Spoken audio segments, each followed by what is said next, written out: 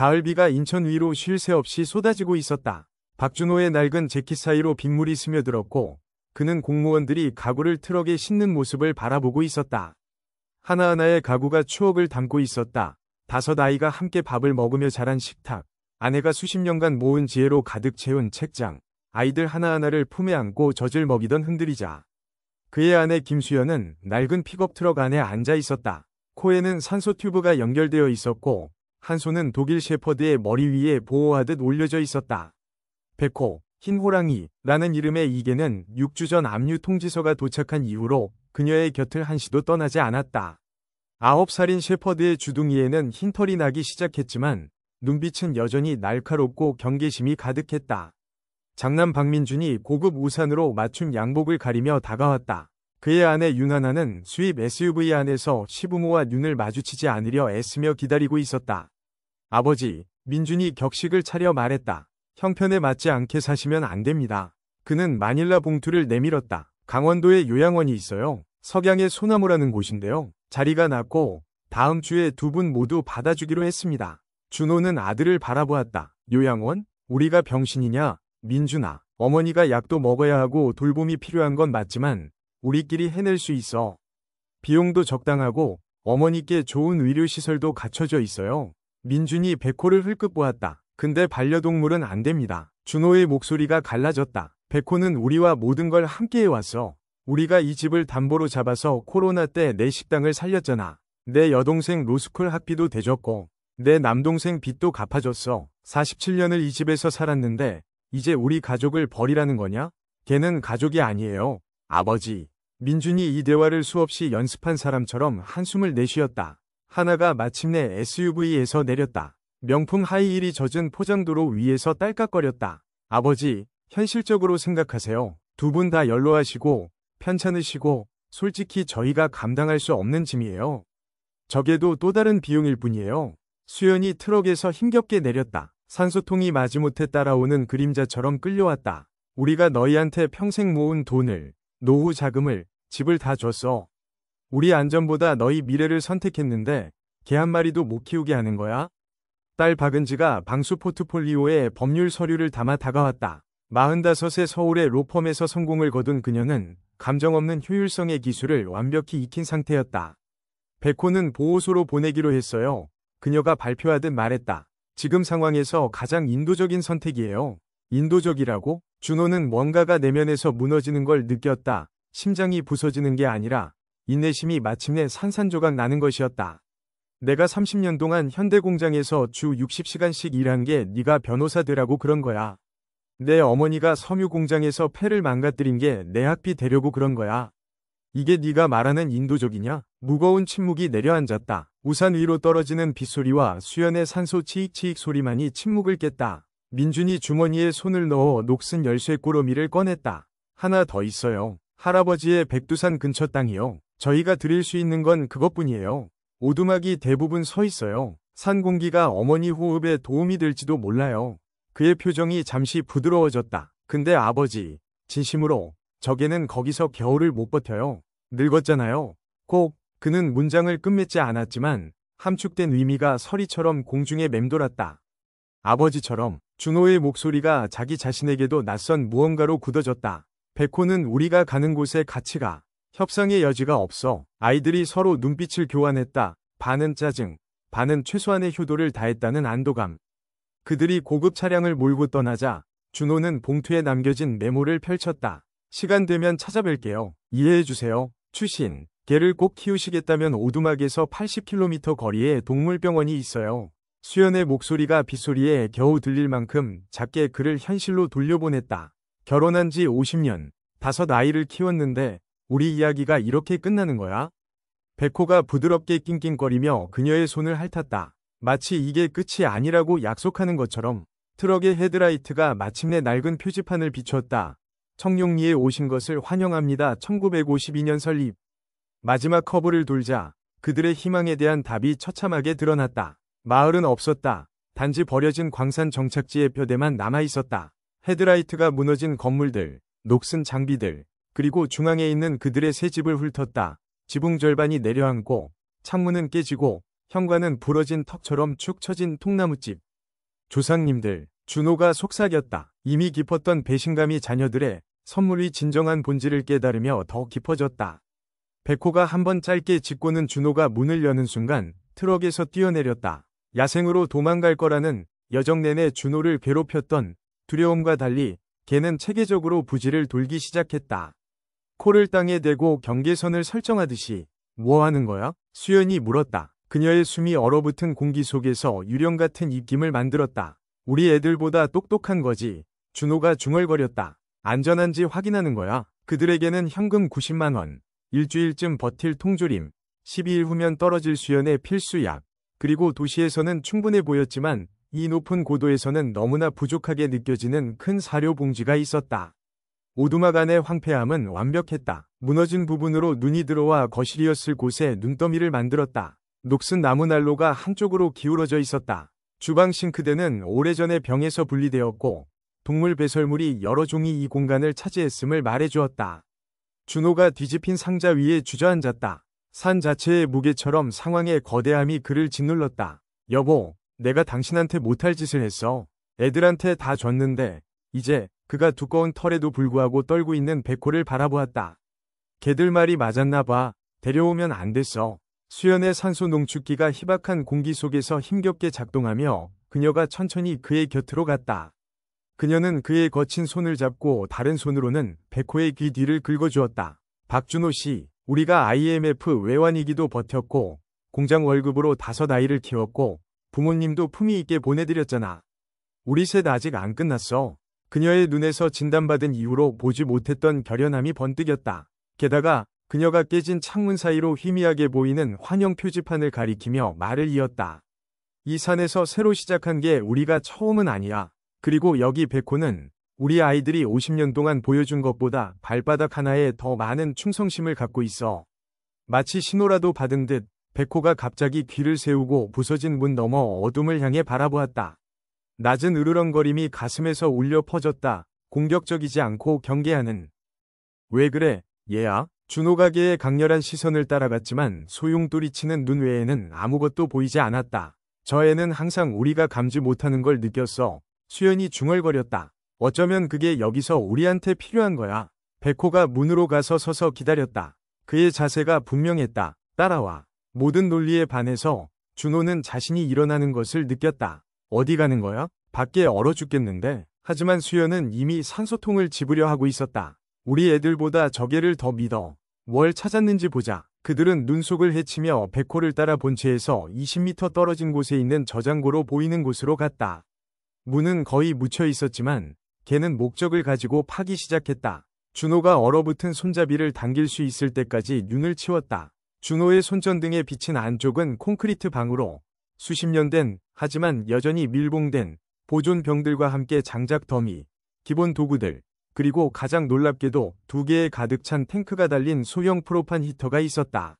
누군가 겨울을 준비했구나. 준호가 놀라움에 숨을 내쉬었다. 누군가가 아니라 수연이 벽에 새겨진 이니셜을 가리키며 정정했다. 박동현 1953.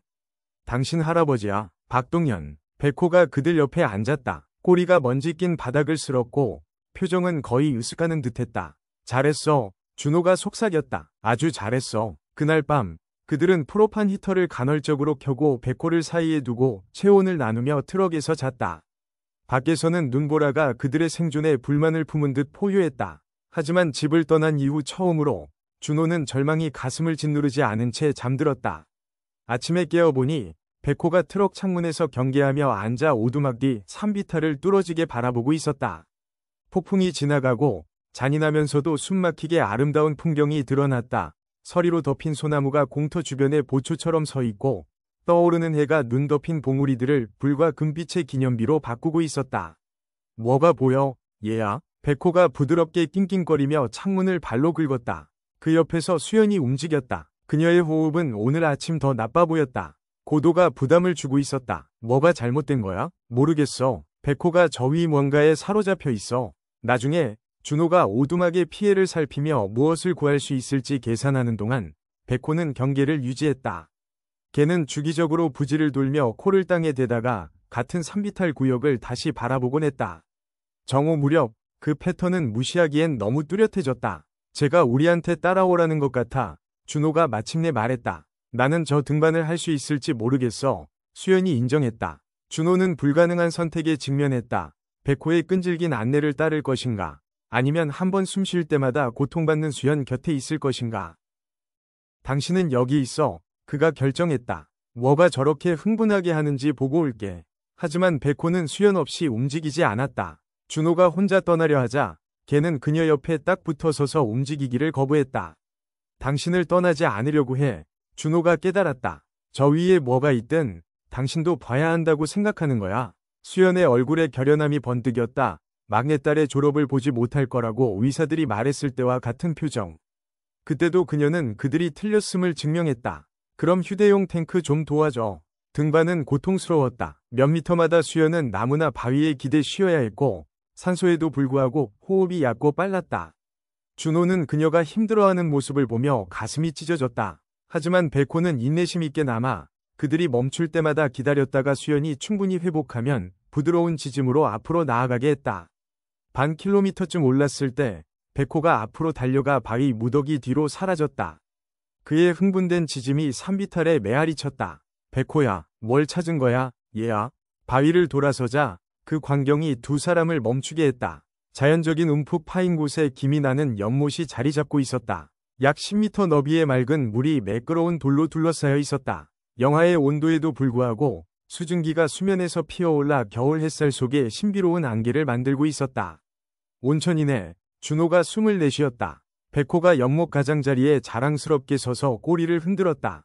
분명히 스스로 만족하는 표정이었다. 그는 한 발을 물에 담갔다가 기대하듯 그들을 돌아보았다. 수연의 과학적 사고, 수십 년간 아이들 숙제를 도와줬던 그 머리가 살아났다. 지열 활동이야. 아마 미네랄이 풍부할 거야. 사람들이 이런 물에 스파에서 돈을 엄청 쓰잖아. 준호가 그녀를 평평한 바위에 앉을 수 있도록 가장자리로 도왔다. 그녀가 손가락을 물에 담갔다가 얼굴로 가져갔다. 외할머니 미네랄 보충제 냄새 같아. 유황, 마그네슘, 아마. 백호가 한 번 짚고는 놀라운 행동을 했다. 연못 가장자리에서 몇 걸음 떨어진 곳을 파기 시작했다. 금세 그의 발이 흙 속에서 삐죽 나온 금속 모서리를 드러냈다. 준호가 그 옆에 무릎을 꿇고 흙과 솔잎을 걷어내 큰 책 크기의 녹슨 금속 상자를 드러냈다. 뚜껑에는 바랜 글씨가 새겨져 있었다. 박동현 1953. 할아버지의 또 다른 선물이네. 수연이 속삭였다. 방수 용기 안에는 누렇게 바랬지만 온전한 가죽 장정 일지와 함께 지질 조사서, 오래된 편지들, 그리고 바랜 사진이 있었다. 사진에는 틀림없이 준호의 할아버지인 동현이 바로 그 연못 옆에 서 있었다. 그 옆에는 백호와 놀라울 정도로 닮은 독일 셰퍼드가 경계하며 당당하게 앉아 있었다. 사진 뒷면에는 바랜 잉크로 쓴 손글씨가 있었다. 하늘의 약방이 의학이 못하는 것을 치유한다. 천호가 먼저 찾았다. 걔들은 항상 그러하듯. 백호가 사진을 코로 건드리고 준호를 건드렸다. 그의 총명한 눈이 말하는 듯했다. 역사는 반복된다. 겨울해가 일찍 지기 시작하자 수연이 신발을 벗고 준호의 도움으로 따뜻한 물에 발을 담갔다. 효과는 거의 즉각적이었다. 그녀의 긴장된 표정이 풀렸고 입가에 고통스러운 주름이 부드러워졌다. 느낌이 그녀가 중얼거렸다. 안으로 스며드는 것 같아. 물속에서 숨 쉬는 것 같은데 좋은 의미로. 어둠이 다가와 오두막으로 돌아가야 할 때쯤 수연은 눈에 띄게 덜 힘들게 걸었다. 여전히 힘든 호흡이었지만 다른 성질이 있었다. 덜 절박하고 더 규칙적인. 그날 밤 동현의 일지를 사이에 두고 트럭에서 손전등으로 읽었다. 물은 겨울에도 따뜻하게 흐른다. 당신 할머니의 관절염이 3달 담근 후 사라졌다. 아이들의 피부도 깨끗해졌다. 천호가 여기 온 지 사흘 만에 우리를 이곳으로 인도했다. 마치 우리에게 뭐가 필요한지 아는 것처럼. 나는 이곳이 우리를 선택했다고 믿는다. 그 반대가 아니라. 백호가 그들의 발 위에 누워 가끔 그의 이름이 혹은 천호의 이름이 언급될 때 고개를 들었다. 마치 이 이야기들이 어떤 조상 차원에서 익숙한 것처럼. 일지 깊숙이 각기 다른 미네랄 조성으로 다른 질병을 치료하는 여러 연못에 대한 기록이 있었다. 비밀리에 치료받으러 온 지역 주민들에 대한 메모, 제약회사의 제안, 그리고 온천을 가문이 비밀로 지키기로 한 동현의 결정이 있었다. 그의 죽음 한 달 전에 쓴 마지막 기록은 이랬다. 산은 가장 필요로 하는 이들을 위해 비밀을 지킨다. 천호의 후손들은 전국으로 흩어졌지만 언젠가 온천이 다시 필요해질 때 하나가 돌아올 것이라 믿는다. 개들은 인간이 잊은 것을 기억한다. 준호가 백호를 바라보았다. 너는 알았구나. 어떻게든 알았어. 수연의 손이 준호의 손을 찾았다. 우리 아이들은 우리에게 아무것도 안 줬어. 근데 어쩌면 그들의 아무것도가 우리에게 필요한 전부일지도 몰라.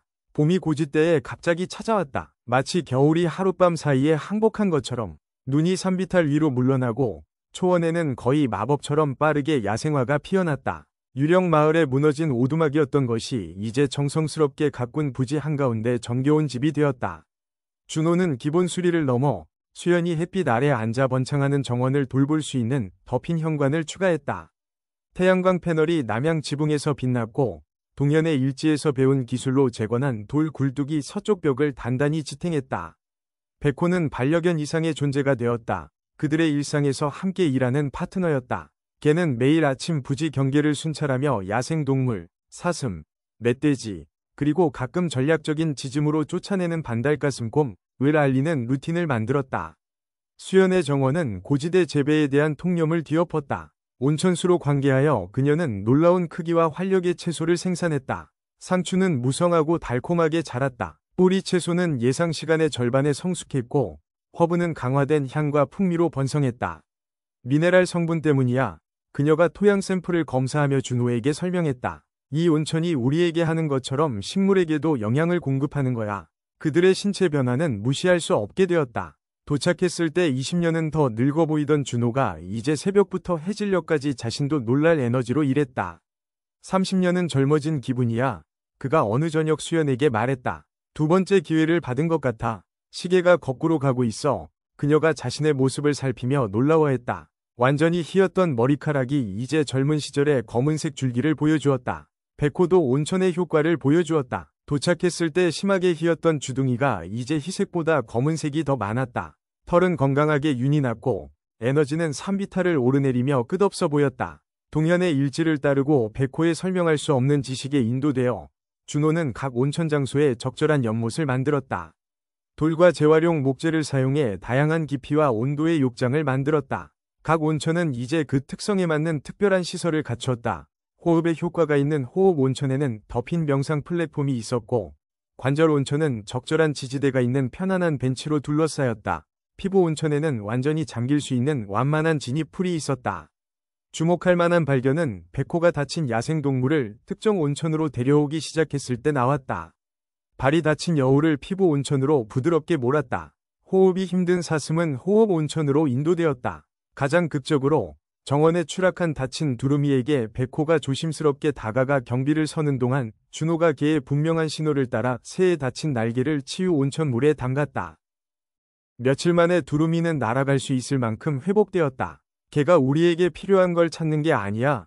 준호가 백호가 절뚝거리는 토끼를 관절 온천으로 인도하는 것을 보며 깨달았다. 개 자체가 치유사야. 초여름에 첫 번째 예상치 못한 방문객이 도착했다. 한석진이라는 지역 사냥꾼이 지팡이에 심하게 기대며 고통으로 일그러진 얼굴로 그들의 공터에 나타났다. 3km 뒤에서 트럭이 고장났어요. 그가 설명했다. 엉덩이가 몇 년째 말썽이에요. 연기 보고 혹시 전화기 있나 해서요. 준호가 전화 서비스가 없다고 설명하기 전에 백호가 낯선 사람에게 다가가 천천히 돌며 냄새를 맡았다. 그러고는 의도적으로 석진의 바지단을 물고 관절 온천으로 가는 길로 향했다. 대개 개가 뭔가를 원하나 보네요. 석진이 관찰했다. 뭔가를 보여주고 싶은 거예요. 수연이 조심스럽게 말했다. 따라가 보시겠어요? 나중에 따뜻한 미네랄 물에 아픈 다리를 담근 석진은 눈에 띄게 덜 힘들게 트럭으로 걸어갔다. 서울 전문의들한테 이 엉덩이 때문에 갔었어요. 그가 말했다. 주사, 물리치료, 수술 얘기까지. 이건 그 어떤 것보다 좋네요. 여기가 뭐 하는 데예요? 저희도 아직 알아가는 중이에요. 준호가 인정했다. 온천마다 특성이 달라요. 백호가 어떤 게 어떤 문제에 도움되는지 아는 것 같아요. 석진이 생각에 잠겨 고개를 끄덕였다. 예전에 사냥개 키웠는데 다른 사냥꾼들이 못 찾는 곳에서 콩을 찾아내더라고요. 어떤 동물들은 우리가 모르는 걸 알아요. 이렇게 청룡의 영향력이 조심스럽게 확장되기 시작했다. 석진이 돌아왔다. 처음에는 혼자, 그 다음에는 관절염이 비슷하게 좋아진 아내와 함께. 그들은 가끔 선물을 가져왔다. 집에서 담근 김치, 신선한 사냥감, 유용한 도구. 하지만 더 중요한 건 그들이 비밀을 지켜줬다는 것이다. 석진과 그의 아내를 통해 만성질환을 가진 지역 주민들의 작은 네트워크가 가끔씩 온천 순례를 시작했다. 백호는 같은 평가 루틴으로 각 방문객을 맞이했고 언제나 그들의 필요에 가장 맞는 온천으로 인도했다. 한여름 무렵 그들의 일과는 주 3회 방문일을 포함하게 되었다. 준호가 큰 길에서 손님들을 맞이하는 동안 수연은 온천을 준비하고 상세한 기록을 유지했다. 백호의 역할은 안내자와 진단사를 넘어서 발전했다. 그는 치유 과정 자체의 핵심 부분이 되었다. 방문객들은 담근 시간 동안 그의 존재가 물의 효과를 높이는 평온함을 가져다 준다고 보고했다. 정서적 트라우마나 불안이 있는 방문객에게 걔는 때때로 그냥 그들의 무릎에 머리를 올려놓고 꾸준한 시선과 규칙적인 호흡으로 그들을 현재에 안착시키는 것 같았다. 주목할 만한 사례는 석진이 데려온 지역 10대였다. 교통사고 후 쇠약해지는 공황 발작을 겪고 있었다. 약은 소년을 멍하고 위축되게 만들었다. 하지만 백호가 그의 옆에 딱 붙어 누운 채 호흡 온천에서 3번 세션을 받은 후 그는 몇 달 만에 첫 발작 없는 한 주를 보고했다. 적에는 몸무게만큼의 금 가치가 있어요. 석진이 선언했다. 그들의 유배가 시작된 지 1년 후 고급 SUV가 산길에 나타났다. 번쩍이는 검은 외관과 도시의 깨끗함이 산악 환경에 이질적으로 두드러졌다. 백호가 준호와 수연 사이에 서서 환영보다는 보호하는 자세를 취했다. SUV가 가까워지자 낮은 으르렁거림이 가슴에서 울렸다. 운전석 문이 열리며 거의 12개월 만에 처음 보는 얼굴이 나타났다. 장남 민준. 여전히 깔끔하게 차려입었지만 어딘가 작아 보였다. 백호의 으르렁거림이 깊어졌다. 민준이 변모한 부지를 숨기지 못한 충격으로 둘러보았다. 리모델링된 오두막, 테라스 정원, 태양광 시스템, 산비탈로 이어지는 정성스럽게 관리된 오솔길. 아버지, 어머니, 그의 목소리가 불확실했다. 정말 두 분 맞으세요? 안녕, 민준아. 수연이 차분하게 대답했다. 예상치 못한 방문이네. 이어지는 몇 시간 동안 다른 자녀들이 도착하면서 은지는 법률 서류를 들고 아들 박현우, 그리고 마지막으로 민준의 아내 하나, 그들의 귀환의 진짜 본질이 분명해졌다. 이야기를 들었어요. 민준이 인정했다. 기적의 치유 온천, 놀라운 치료견, 어떤 웰니스 성지를 만든 노부부. 뭔가 가치 있는 게 있다고 들어서 온 거구나. 준호가 조용히 관찰했다. 뒤따른 대결은 고통스러웠지만 필요했다. 산 환경에서 전문적인 가면이 벗겨진 자녀들은 그들이 거의 파괴할 뻔한 것, 그리고 부모가 유배에서 세운 것을 점차 보기 시작했다.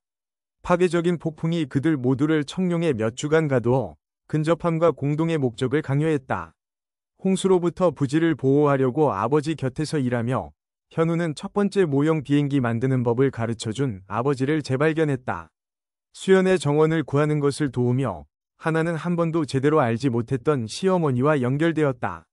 하지만 가장 극적인 변화는 위기 중에 백호가 민준에게 다가가 유난히 집중적으로 돌며 그의 가슴에 머리를 대었을 때 왔다. 마치 안에서 무언가를 듣는 것처럼. 뭐 하는 거야? 민준이 갑자기 창백해지며 물었다. 백호의 치료 능력을 기록해온 지역 수의사 최윤아 박사가 조심스럽게 말했다. 심장에서 뭔가를 감지하는 것 같아요. 그의 진단 능력은 특별해요. 민준의 비밀, 숨겨왔던 심장질환, 생각해왔던 죽음에 대한 고민, 이 쏟아져 나왔다.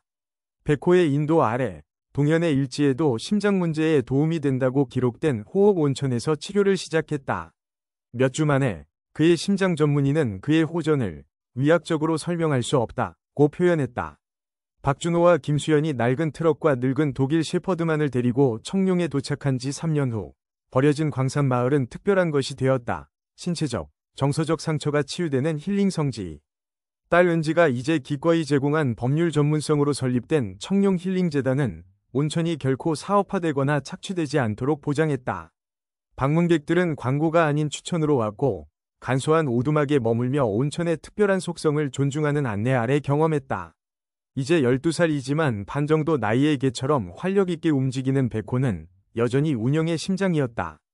방문객을 평가하고 적절한 치료로 인도하고 그들의 경과를 모니터링하는 그의 능력은 최 박사에 의해 논문으로 기록되어 국제적 관심을 끌었다. 물론 재단의 신중한 프로토콜로 보호되었지만 한때 부모를 버렸던 자녀들이 이제 그들의 유산에 참여했다. 현우는 근처 오두막으로 이사해 건축기술로 성질을 향상시켰다.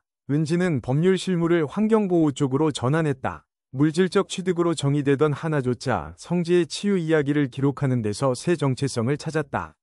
어느 가을 저녁, 준호와 수연이 현관에 앉아 봉우리들을 호박빛과 금빛으로 물들이는 석양을 바라보고 있을 때 백호와 놀랍도록 닮은 무늬의 어린 독일 셰퍼드 믹스 강아지가 늙은 개의 발치에서 놀고 있었다. 강릉 보호소에서 찾았어요. 현우가 설명했다.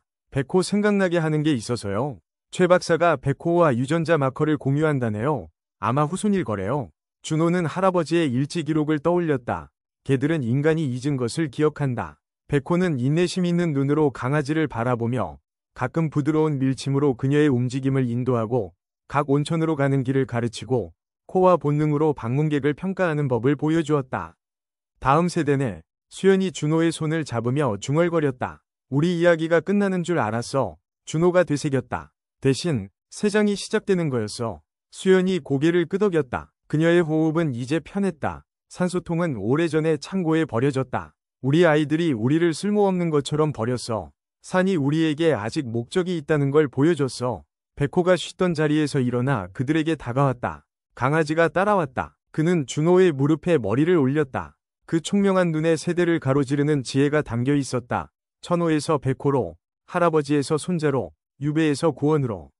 그리고 너, 오랜 친구야. 준호가 은빛이 섞인 털을 쓰다듬으며 부드럽게 말했다. 처음부터 알았지? 그렇지? 이곳이 우리를 기다리고 있었다는 걸. 우리가 여기에 수호자가 되기로 되어 있었다는 걸. 백호의 꼬리가 동의하듯 현관 바닥을 쓸었다. 그러고는 옆에 어린 강아지에게 주의를 돌려 온천으로 가는 길로 밀어주며 고대의 가르침을 새로 시작했다. 황혼이 저녁으로 깊어지는 동안 치유의 물은 영원한 흐름을 계속했다. 수증기가 산 공기 속으로 기도처럼 피어올랐다. 대지 자체의 선물, 인간이 잊은 것을 이해한 개에 의해 발견된 것, 충성심, 목적, 그리고 사랑이 가장 진정한 치유의 형태라는 것을. 그리고 백두산 그늘 아래 버려진 부부와 그들의 충실한 동반자가 무에서 성지를 세운 곳에서 치유 온천의 유산은 계속될 것이었다. 가장 위대한 보물은 사고 팔 수 없으며 오직 소중히 여기고 나눌 수 있다는 것을 이해하는 이들에 의해 보호받으면서